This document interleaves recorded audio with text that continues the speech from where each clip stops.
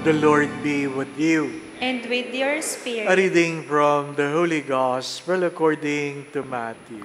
Glory to you, O Lord.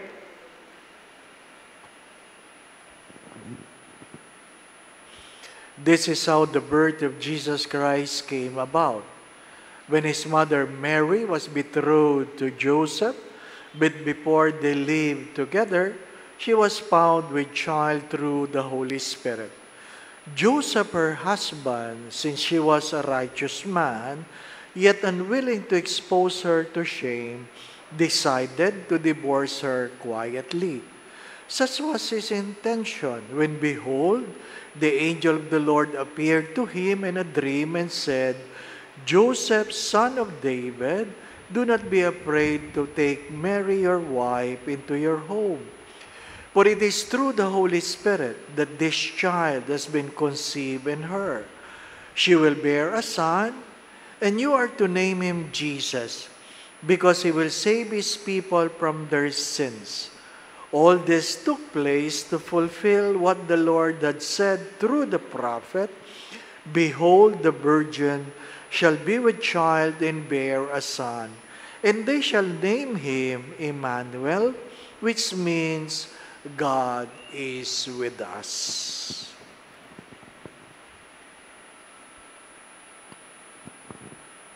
Brothers and sisters, the Gospel of the Lord. Praise to you, Lord Jesus Christ.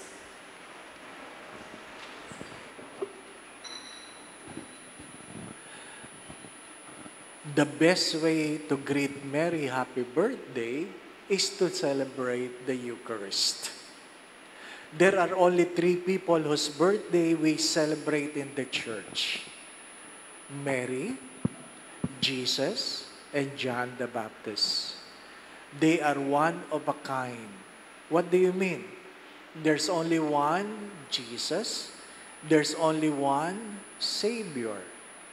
And because there is only one Savior, there is only one Mother. And that is Mary.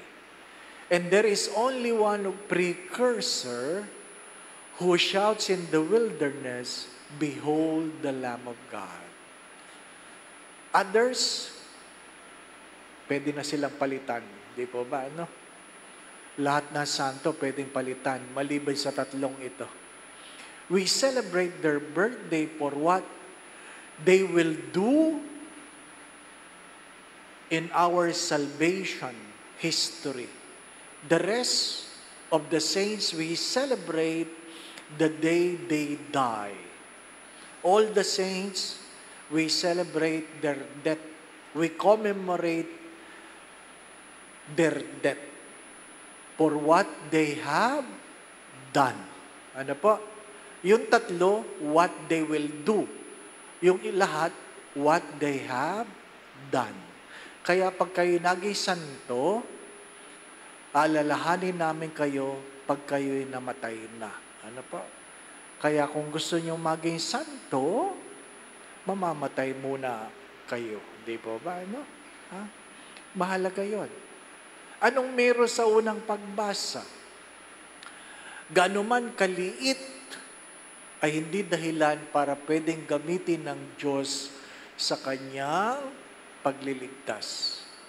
No one is so little and unknown that can prevent God from using them in His work. Ano bang katangi-tangi kay Maria? Alam nyo, walang nasusulat na siya'y maganda. Wala. Magbasa kayo, walang katangi-tangi. Pero, pag binasa niyo ang lumang tipan, mayroong mga binanggit na babaeng maganda. Si Maria hindi binanggit. So, hindi talaga siguro siya magandang-maganda, no? Pero hindi ko sinasabing pangit. Hindi lang katangi-tangi ang ganda. May mga lalaki, mga santo, may mga propeta na talagang binanggit sa Biblia na gwapo. Katulad ni David, di po ba? Ano? Marunong, katulad ni Solomon. Pero sa San Jose, walang sinabi, di po ba? Ano? Bakit? Sadyang sa kaliitan ni Maria, ginamit siya ng Diyos. Palagi ko yan sinasabi. We should not limit God by our own limitations. You should never limit God by your own limitation. You never say, ako, gagamitin ako ng Diyos. If you are willing, God can use you. Take note, what separates Mary from the rest is the fiat of Mary. Be it done to me according to your word. Be it done to me according to your word. Alam nyo, hindi yun sinabi ni San Jose. Dahil nabalitaan niyang buntis si Maria, nagbalak siyang hiwalayan si Maria. Bakit? Nakakahiya. Isipin mo, ang magiging asawa mo, buntis na. Ang mga Hudyo, lalo na yung meron silang isang tribe, ito ay nasa news, ako ay nagpipilgrimage sa Holy Land, na kung saan, pagkatapos ng kasalan, siyempre, iuwi ng lalaki yung babae. At nang sila'y magtalik, na pag-alaman ng lalaki na ang kanyang pangasawa ay hindi na birhen.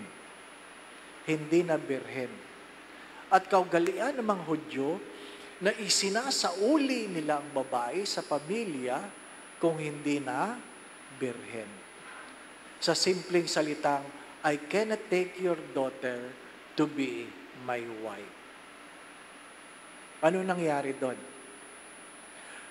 Dahil sa kahihiyan, ang ginawa ng mag-ama, yung tatay at yung kanyang anak, ibig sabihin kapatid ng babae, inilagay ang babae sa lumang Volkswagen Beetle, kinulong doon at sinunog. Sinunog. Kinulong ba yung mag-ama? Hindi. Hindi. Kinundi na lang pero hindi kinulong. Bakit? Naayon sa kanilang batas. Di ba, Kung gagawin kaya natin ngayon yun, ilan kaya masusulog, Di ba? Parang nakakatakot, di ba? Ilan kaya ang isusoli sa ama? My dear friends, my brothers and sisters, that's why in this context, you will understand Joseph. Second, only late in the church that we had the theology about the Holy Spirit. Late in the church, where we talk about the Trinity, where we talk about the Holy Spirit. So, it's only us, later on, that we can understand that the term conceive in the Holy Spirit. Noong unang panahon, sa Ebanghelyo, kung saan nalagay doon, ano bang ginamit na Tagalog? Nililiman. Diba? Sino ba ang nililiman? Alam niyo ba yung Tagalog na yon? Manok lang ang gumaganon. Diba? Manok. Nilimliman. Di po ba? Ikaw kaya si San Jose, pinapaliwanag sa iyong ng anghel, huwag kang matakot. Nilimliman siya ng Espiritu Santo. Di mo nga maintindihan yung Espiritu Santo, nilimliman pa. Di po ba? Anong mukha ng Espiritu Santo? Lahat ng mukha ng Espiritu Santo ay kalapati. Di po ba? So, intindihin niyo San Jose. Intindihin niyo San Jose. Ini-imagine niya yung kalapati. Nilimliman si Maria, di po ba? Ang hirap nun. Kaya ang tanong ni San Jose, ano kaya si Maria? Manganganak o mangingitlog? Di po ba? Nagtatawa kayo kasi hindi nila naintindihan yon. Tayo lang nakakaintindi dahil meron tayong theology. And yet, Saint Joseph yielded to the words of the angel.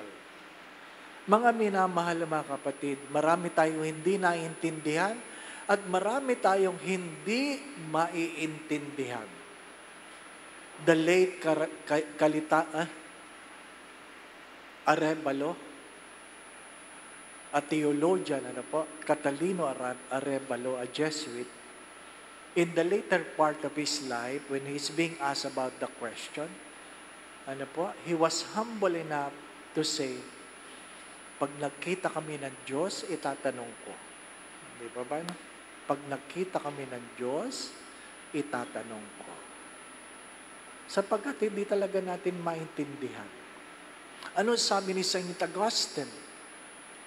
Faith is being able to see what you believe. Faith is being able to see what you believe. Kasi tayo, I believe before if I see. Diba? To see is to believe. But Saint Augustine is, I will see if I believe. My dear friends, what is the invitation of today's celebration? First, we thank Mary for yielding to the invitation of God to take Jesus in her womb. Be it done to me according to your word. The willingness, the grace of being willing to do the will of God. Second, from Saint Joseph, that we allow to be corrected by God